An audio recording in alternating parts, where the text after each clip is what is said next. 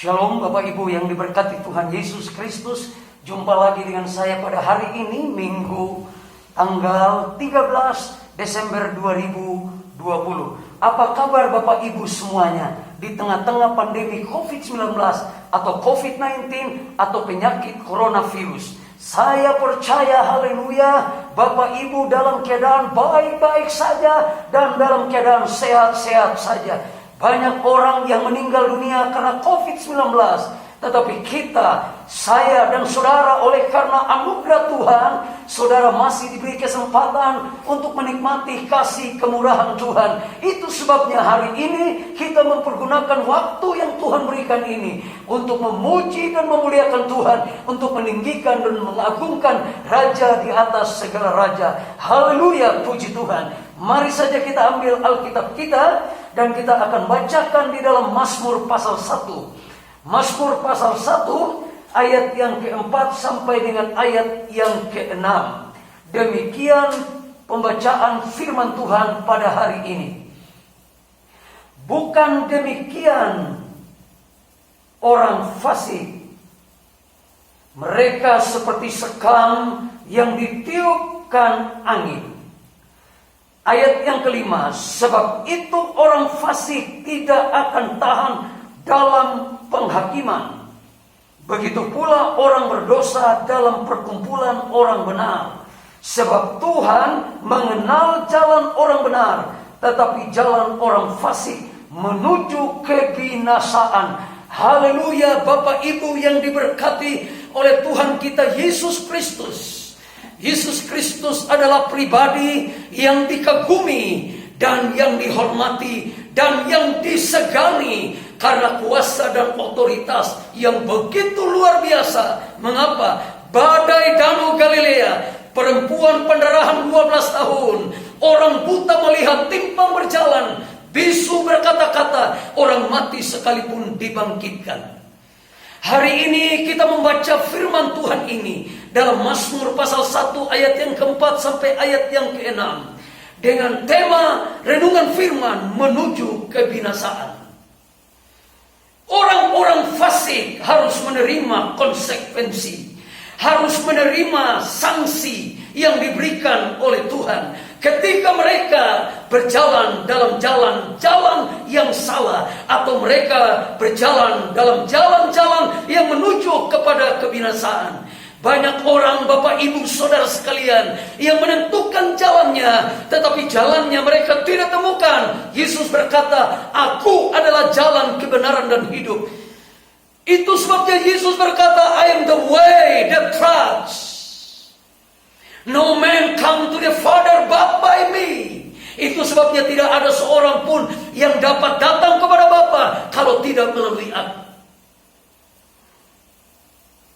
Harga yang dibayar atau yang diterima oleh orang fasik, yang pertama, seperti sekam yang ditiup angin.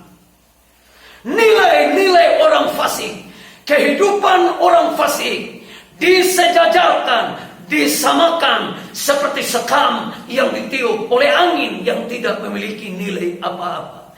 Hidup saudara harus bernilai. Hidup saudara harus bermakna. Hidup saudara harus memberkati. Hidup saudara harus saling menolong. Hidup saudara harus saling memberkati. Jadi harga bagi orang-orang fasik yang menuju kepada jalan kebinasaan yang harus dibayar adalah dia seperti sekam yang ditiup angin. Nilai orang fasik yang kedua, saudara-saudara, tidak tahan dalam ujian. Orang-orang fasik adalah orang-orang yang cepat menggerutu, yang cepat menghina, merendahkan, melecehkan, yang penuh dengan kebencian, yang penuh dengan kekerasan. Di dalamnya mereka tidak memiliki nilai-nilai moral. Mereka mengandung nilai-nilai amoral. Mereka melakukan hal-hal yang jahat di mata Tuhan. Mereka bertentangan dengan firman Allah. Mereka tidak berjalan dalam rel-rel kebenaran firman. Haleluya. Jalan mereka menyimpang ke kiri dan ke kanan. Alkitab berkata, Yosua pasal 1 ayat yang ke-6, 7 dan 8. Alkitab berkata, jikalau engkau tidak menyimpang ke kiri ke kanan, jalanmu lurus, engkau pasti beruntung. Konsekuensi yang diterima oleh orang fasik yang kedua, nilainya adalah tidak tahan dalam ujian. Orang-orang beriman, orang-orang percaya harus bertahan dalam ujian. Orang-orang percaya, orang-orang yang menghendaki rencana dan anugerah Tuhan dalam hidupnya harus tahan dalam cobaan. Badai silih berganti tantangan, COVID-19, coronavirus, penyakit COVID-19. Kita harus bertahan dan menari-nari di atasnya. Apabila kita mengikuti protokol kesehatan COVID dengan 3M. Jangan lupa 3M. Pertama, memakai masker. Kedua, menjaga jarak. Dan yang ketiga, mencuci tangan pakai sabun yang bersih. Ini aturan-aturan yang diberikan oleh pemerintah kepada saudara dan kepada saya. Apabila kita mematuhi aturan ini, saudara dan saya lolos dan menjadi orang benar di mata Tuhan. Yang ketiga, saudaraku sekalian, nilai-nilai atau harga yang harus diterima oleh orang-orang fasik adalah menuju kepada kebinasaan. Saya percaya saudara dan saya sedang menuju kepada jalan Tuhan, sedang menuju kepada kerajaan Allah, sedang menuju kepada nilai-nilai firman, sedang menuju kepada nilai-nilai yang moralnya sangat tinggi, menghormati, menghargai, mengapresiasi apa yang dikerjakan oleh orang-orang yang ada di sekitar kita. Orang-orang benar harus tunduk dan taat pada aturan-aturan yang disampaikan oleh pemerintah, oleh pendeta, oleh romo, oleh siapa saja yang menamakan diri orang-orang percaya, yang percaya firman Allah. Di bawah kolong langit ini tidak ada nama lain yang diberikan kepada saudara dan kepada saya, hanya di dalam nama Tuhan Yesus Kristus. Yesus berkata dia adalah jalan. Ayo balik kepada jalan-jalan Tuhan yang benar. Temukan jalan Tuhan yang benar. Haleluya, jalan Tuhan adalah jalan yang memberikan saudara dan saya kemerdekaan di dalamnya. Berapa banyak orang yang sedang menuju kepada jalan kebinasaan. Ayo berbalik dan datang kepada Tuhan. Angkat dua belah tangan saudara, dan saya akan berdoa bagi saudara yang punya masalah dan pergumulan hari ini, yang tidak menemukan jalan keluar. Kalau kau dan saya hari-hari ini seperti sekam yang ditiup oleh angin, hidup saudara tidak tahan dalam ujian, pencobaan, sedikit-sedikit menggerutu, sedikit-sedikit menggerutu, sedikit-sedikit menggerutu, sedikit-sedikit mencela, menghina dan seterusnya. Ayo balik ke jalan Tuhan, jalan yang benar. Dan yang ketiga, saudara-saudara sekalian, orang-orang fasik jalan yang menuju kepada kebinasaan.